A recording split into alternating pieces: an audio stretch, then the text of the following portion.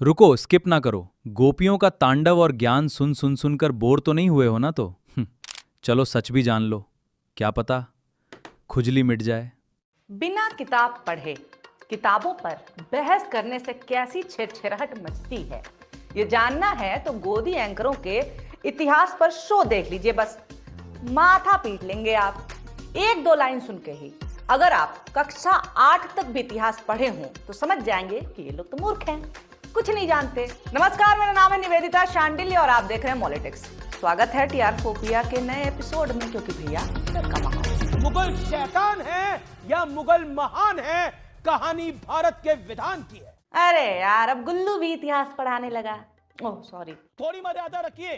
थोड़ी मर्यादा खोने का हक तो हमें भी है ना। चलिए अमीश देवगन से थोड़ा सा इतिहास सीखा जाए। मैं शर्त लगा के कह सकती हूँ कि ये आदमी हमें ऐसी बातें बताएगा जो किसी भी किताब में नहीं मिलेगी। बजरंग बली से बड़ा भक्त हनुमान जी का कोई नहीं। नहीं नहीं, कुछ नहीं, बस पता नहीं क्यों इन्हें देख के हंसी छूट जाती है मेरी। He looks so innocent man। तभी तो कोई भी दो शब्द सुना के चला जाता है। तुम्हारा नौकर हूँ क्या? तुम हो क्या यार? तुम दलाल आदमी हो। क्योंकि छोटी मोटी उम्र में स्कूल में बच्चे जो पढ़ते हैं उसका इम्पैक्ट यानी असर उनके दिमाग पर जीवन भर रहता है। भाई इन्हें भी कोई बचपन में पढ़ा देता, काश थोड़ा बहुत असर तो रहता दिमाग पे। अब तक बाबर को मुगल साम्राज्य की स्थापना करने वाला पढ़ाया जाता था। हाँ तो था, इसीलिए तो पढ़ाया जाता है। लेकिन अब यह भी बताया जाएगा कि वो क्रूर और निर्दयी शासक था। ओ अच्छा यार, मसला ये है ना कि टीवी पर ये लोग शो खोल के बैठ तो गए हैं, लेकिन एक सेंटेंस तक ढंग से फॉर्म नहीं कर पाते हैं। सही सेंटेंस होगा कि अब तक बाबर को केवल मुगल सल्तनत की स्थापना करने वाले शासक के तौर पर पढ़ाया जाता था। अब हर चीज मैं ही सिखाऊं, मैं ही रोस्ट भी करूं और मैं ही पढ़ाऊं भी, ऐसे कैसे चलेगा यार? ये इतनी आग लगा के शो क्यों कर रहे हैं? मतलब सिंबॉलिक है क्या कि ऐसे ही हमने देश में आग लगाई है? आज इसी मुद्दे पर देश की सबसे बड़ी पॉलिटिकल बहस। कैसे डिसाइड किया तुमने? हैं किसी इंची टेप से नापे हो कि हाँ ये वाली जो बहस है वो देश में सबसे बड़ी है? देखो, हैं क्या देश के सबसे बड़े स्कॉलर लेकर के आए हो? नहीं ना। क्या देश की सबसे लंबी बहस है ये? नहीं। मतलब खुद से ही देश की सबसे बड़ी बहस बना दिए। टीआरपी के लिए तड़प रहे हैं पर खुद से ही खुद की पीठ थपथपा लेनी है। सखी हम ही सूबेदार हैं। खैर फास्ट फॉरवर्ड मारते हैं। गुल्लू के अलावा कुछ गिल्लियां भी हैं जिनकी बात इस वीडियो में करनी है। ये योगी आदित्यनाथ, ये कौन से स्कॉलर हैं जो मुगलों के खिलाफ तथ्य के रूप में इनकी बात इस्तेमाल हो रही है? चलिए सुनते हैं जरा। एक म्यूजियम बन रहा था, उसका नाम था मुगल म्यूजियम। मैंने कहा भी मुगल म्यूजियम आज के दिन पे, मैंने कहा इसका नाम छत्रपति शिवाजी महाराज का म्यूजियम रखो। आज के समय मुगल म्यूजियम? अगर समय ही दिक्कत है तो शिवाजी भी औरंगजेब यानी मुगलों के समकालीन थे, फिर समय से दिक्कत कैसी? उफ, मैं भी ना इनकी भावना ही नहीं समझ पाई। आज के समय से मतलब योगी के समय से, ठीक है, कट्टर हिंदुत्व वाले समय से। योगी आदित्यनाथ जी जहां अपनी श्रद्धा के हिसाब से इतिहास केवल लिखा ही नहीं जाता बल्कि बनाया भी जाता है, उस समय में हमारा संबंध छत्रपति शिवाजी महाराज से है, हमारा संबंध मुगलों से नहीं है। जिन भी यूपी वालों को लगता है ना कि उनका संबंध शिवाजी महाराज से है, उन्हें एक बार महाराष्ट्र हो आना चाहिए। शिवाजी महाराज के वंशज यूपी का भैया बोल के मार मार के भगा देंगे। हो रहा है ना ये, है कि नहीं? इनकी तरह हवा में बातें नहीं बोलती मैं। फौरन मारो भाई, फौरन मारो इसको। हाँ, इसका टॉर्चर झेल लिए हम, अपने प्रिय दर्शकों को टॉर्चर नहीं करेंगे। फॉरवर्ड फॉरवर्ड, रुको रुको रुको रुको। छावा भी फिल्म देखी होगी आपने, उसमें दिखाया गया जो है वो सत्य है। हमको पता था गुल्लू इतिहास फिल्म से ही सीख के आया है, पता था। छावा में सब तथ्य है। ऐसे ही पगले छावा देखकर आसिरगढ़ किला खोदने पहुंच गए, क्योंकि फिल्म में दिखाया गया था कि मुगलों ने वहां पे खजाना छुपाया हुआ है। भक्तजन खजाना खोजने और किला खोदने पहुंच गए। तब मैंने सोचा था कि यार कैसे लोग हैं ये।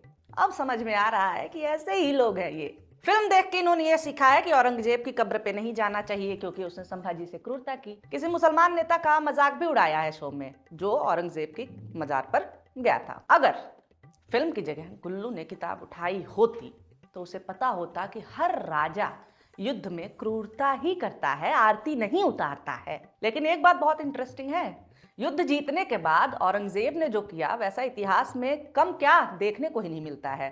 संभाजी की मौत के बाद से उनकी पत्नी और पुत्र दोनों का ही पोषण औरंगजेब ने 18 साल तक किया। उनके साथ बुरा व्यवहार नहीं किया, ना ही उनका धर्म परिवर्तन कराया। इतिहासकार बताते हैं कि औरंगजेब का साहू जी से कुछ खास लगाव था और वो उनके साथ अच्छा बर्ताव किया करता था। यही कारण है कि मुगल दरबार से निकलने के बाद साहू जी महाराज औरंगजेब की कब्र पर उन्हें श्रद्धांजलि देने जाते हैं। रिचर्ड ईटन की किताब a social history of the Deccan में भी शाहू प्रथम के औरंगजेब की कब्र पर जाने का विवरण मिलता है। संभाजी ने शिवाजी के विरुद्ध जा करके मुगलों से हाथ भी मिलाया था। जेल मेहता की किताब है advanced study in the history of modern India, पढ़िएगा। खैर, मैं भी अनपढ़ एंकरों से क्या ही पढ़ने की उम्मीद कर रही हूँ। खैर, तो चलिए आगे बढ़ते हैं, देखते हैं बिना पढ़े बहस कैसे होती है। क्या सियासी साजिश के तहत क्रूर मुगलों को बार बार महान बताने की कोशिश हुई है? साजिश के तहत तो आजकल बहुतों को महान बताने की कोशिश चल रही है। मीडिया की बात कर रही हूँ मैं। भाई मुझे नहीं जेल जाना, मेरी शादी भी नहीं हुई है। समाजवादी पार्टी का एक सांसद कहता है कि मुगल अगर औरंगजेब अगर बुरा होता, अकबर अगर बुरा होता तो वो तो बादशाह आलम थे, सबको ही कन्वर्ट कर देते, कौन रोक सकता था उन्हें? उन्होंने तो मंदिर बनवाए, तुड़वाए नहीं। तो क्या गलत कहा? बढ़िया। रामायण को लिखा गया, वो रामायण रामचरितमानस जिसकी मुखालिफत ब्राह्मणों ने करी क्योंकि वो संस्कृत भाषा में नहीं है। ये पढ़िए आप जाकर के, क्या ये हो सकता था? अकबर के कार्यकाल में रामायण को लिखा गया। ये आदमी स्लिप ऑफ टंग पे टोक रहा है?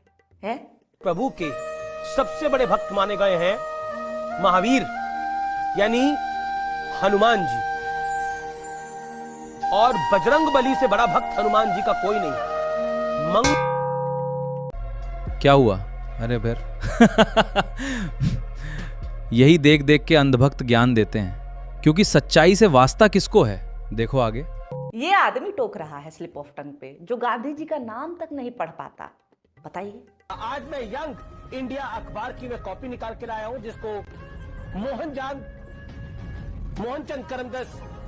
करमचंद रामचरितमानस अकबर के कार्यकाल में लिखा गया है, बिल्कुल लिखा गया है। लॉस्ट हो गया ये आदमी। देखिए, कुछ समझ नहीं आ रहा है, शक्ल से ही पता चल रहा फिर है। देखिए, बाकी एंकर तो फिर भी मुझे कुछ दिमागदार लगते हैं। अमीश देवगन तो एकदम ही भूले भटके टाइप लगते हैं। पता नहीं कैसे इस लाइन में आ गए भाई साहब। ये तो मतलब माफी बट नॉट सो सॉरी, लेकिन ये सर्टिफाइड अनपढ़ से लगते हैं। चेहरा देखे, जब भी कुछ ढंग की बात होती है इस आदमी का बस चेहरा देखिए आप। तो चलिए इनको छोड़ते हैं और उनको भी देख लेते हैं जो मीडिया का स्वघोषित मास्टर साहब है। वो नैरेटिव मुगलों को किसी तरह महान साबित कर देने और देश के असली हीरोज को छुपा के रखने का, जिनमें से कई के बारे में हमने आपको पाठशाला में बताया। अच्छा, ऐसा कौन सा हीरो है जिसके बारे में देश को नहीं पता था और तुमने बताया माट साहब? हैं? चैलेंज है, ऐसे एक हीरो का नाम बताओ जिसे लाइमलाइट में लाने का एहसान तुमने किया है। कौन है वो हीरो जो तुम्हारे एहसानों करम के नीचे दबा हुआ है? वैसे ऐसा एक हीरो है जिसे मीडिया ने बनाया है, जिसको तुम लोग लाइमलाइट में रखते हो। नाम नहीं लूंगी मैं, समझ जाओ बस। लेकिन अब नरेंद्र मोदी ने वो पुरानी किताबों के पन्ने फाड़ दिए। अकबर की महानता का पन्ना फाड़ दिया मोदी जी ने। मेले पापा हीरो हैं क्या है ये? बट पापा ही तो अकबर की महानता का बुकलेट बंटवा रहे थे ना। मोदी सरकार ने G20 समिट में Bharat the mother of democracy नाम की एक बुकलेट छपवाई थी। पेज नंबर 38-39 पर द अंडरस्टैंडिंग मोनार्क नाम का एक चैप्टर है अकबर को समर्पित। तब तो फेक मार्ट साहब का ही अंग्रेजी वाला चैनल बुकलेट की तारीफ कर रहा था। लगता है हिंदी अब अंधभक्ति फैलाने का ऑफिशियल लैंग्वेज बन गई है। लगता है पापा की सभी परियों और परों के पास एक ही स्क्रिप्ट पहुंची है। अंजना और मोदी भी सेम स्क्रिप्ट से फालतू से सवाल पूछते हुए नजर आए। ये छोड़कर हमें बताना कि अकबर द ग्रेट बोलो। क्यों अकबर को ग्रेट बोलते हैं? क्यों क्यों क्यों? अंजना मोदी जी, अकबर को महान इसलिए बोला जाता है क्योंकि वो भारत में शासन करने वाले उन चुनिंदा राजाओं में से एक है जिसने अपने समय से आगे के काम किए। हाँ, हर राजा कुछ अच्छी चीजें करता है, कुछ बुरी चीजें करता है, लेकिन अकबर कितना महान है इसका पता खुद मोदी सरकार द्वारा जारी G20 की बुकलेट से पता चलता है।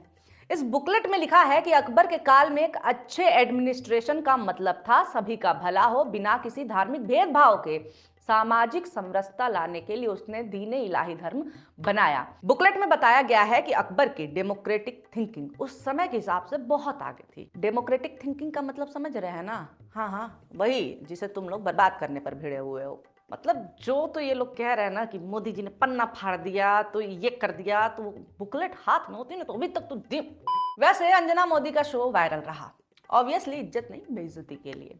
इतिहासकार रुचिका शर्मा ने क्या तो धोया इनको। रुचिका का कहना था कि इतिहास में कोई भी ऐसा राजा नहीं है जिसने साम्राज्य बढ़ाने के लिए हिंसा का सहारा ना लिया हो। कौन सा राजा है जो किसी की टेरिटरी में जाता है और कहता है सर प्लीज मुझे अपनी टेरिटरी दे दीजिए? क्या हिंदू राजाओं ने किसी राजा की टेरिटरी में जाके उसकी टेरिटरी लेने के लिए लूटपाट नहीं मचाई? जैसे ही हिंदू राजाओं की बात आई, देखिए अंजना कैसे भावना खेलने लगती हैं। शिवाजी मुझे याद आते हैं। शिवाजी कर्नाटका में जब जो चिक्का राजा वुडेयार थे, अगेन हिंदू राजा, उनके खिलाफ जब कर्नाटक में उन्होंने अटैक किया श्रीरंगपट्टनम में, तो वो बाकायदा उनके बाखर में लिखा है कि आसपास की सारी जगहों को उन्होंने लूट लिया। फिर आप चोलास को ले लीजिए, राजाधिराजा चोला 11th सेंचुरी के रूलर, बहुत ही महान शासक हैं। उनके बनाए टेंपल पे एक सेकंड आपको टोक रही हूं, क्योंकि आपने छत्रपति शिवाजी महाराज की बात की। उनकी आस्था बहुत लोग रखते हैं, उनको भगवान की तरह पूजते हैं महाराष्ट्र में। और मैं आपसे सिर्फ इतना कहूंगी कि कुछ भी ऐसा ना बोले जिससे किसी की भी भावनाओं को ठेस पहुंचे या उनका अपमान हो। छत्रपति शिवाजी महाराज और उनकी जो लेगेसी है उसको पूरा देश नतमस्तक होकर सलाम करता है। इसलिए मैं आपसे बस एक रिक्वेस्ट कर रही हूँ, कुछ भी ऐसा ना बोले ताकि लोगों की भावनाओं को ठेस पहुंचे। ये तो चीटिंग है यार। मतलब जैसी बात हिंदू राजाओं की आई, भावना खेलने लगी आप हैं। सालों से जनता की भावनाओं से खेलने के बाद जैसे ही मुंह की खाने लगी, भावना खेलने लगी। गलत बात है ये। केवल अंजना ही नहीं, इस भाई साहब को भी रुचिका शर्मा ने गजब धोया, मतलब मजेदार। रुचिका भारत में बाहर से आकर बसे आर्यों की आर्यन माइग्रेशन थ्योरी का जिक्र करती हैं। विदेशी का क्या कॉन्सेप्ट है? आप और मैं बिल्कुल विदेशी है। आर्यंस जो हैं वो 1500 BCE में ईरान से यहाँ आए। हाँ भाई, अगर मुसलमान बाहर से आए और आज तक बाहर ही हैं तो थोड़ा और पीछे चलो फिर, है इतना ही पीछे क्यों जाए हम सब बाहर ही हैं फिर तो। भैया कह रहे हैं ये थ्योरी गलत साबित हो चुकी है, पुरानी है ये। अरे आर्यन इन्वेजन थ्योरी कब की खत्म हो गई है? थोड़े नए रिसर्चेस पढ़ते रहना चाहिए। मैं कसम से शॉक्ड रह गई।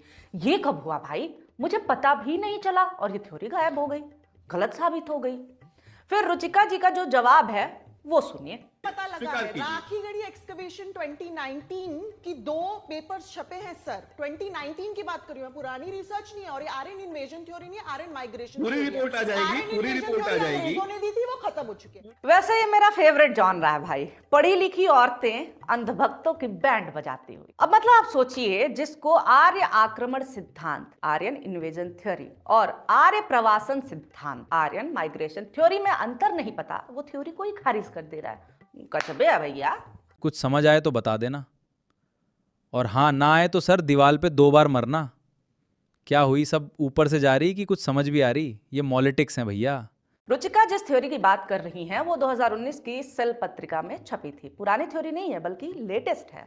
सेल मैगजीन में राखीगढ़ी जीनोम विश्लेषण में ये बताया गया है कि सिंध घाटी के लोगों में स्टेपी या आर्यन जीन नहीं थे। 1500 BC के बाद ये जीन आने लगे जो प्रवासन को दर्शाता है। अब कौन इनको पढ़ाने जाए? इनका मकसद तो केवल हंगामा खड़ा करना है। सूरत बदले ना बदले किसको क्या फर्क पड़ता है? आप तो औरंगजेब फैन क्लब वाले हैं, तो आपसे तो क्या ही बताया जाए। औरंगजेब फैन क्लब, मुस्लिम हेट इतना नॉर्मल हो गया है मीडिया में कि ये कथित पत्रकार अब छुपाने की भी कोशिश नहीं करते हैं। ऐसा है अंजना मोदी, आप भी दंगा फैन क्लब हैं? और हम बोले क्या फर्जी ऐंठ दिखाती हैं ये भाई साहब, मतलब कसम से क्रिंज हो जाता है। किताब में लिखा है कि चित्तौड़ पर मुगल सेना की विजय के बाद अकबर ने 30,000 नागरिकों के नरसंहार का आदेश दिया और अशोक द ग्रेट ने 1 लाख से ज्यादा लोगों को कलिंग युद्ध में मौत के घाट उतार दिया था। पर अशोक की महानता पे नो उंगली।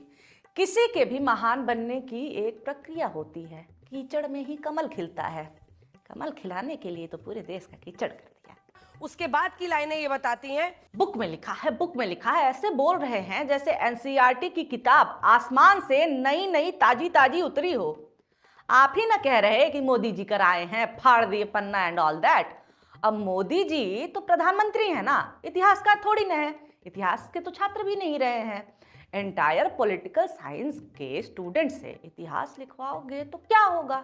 यही होगा। अब देखो यार, इतिहास की कोई भी किताब उठा लो, उदार से उदार राजा भी विद्रोहियों को मरवाता था।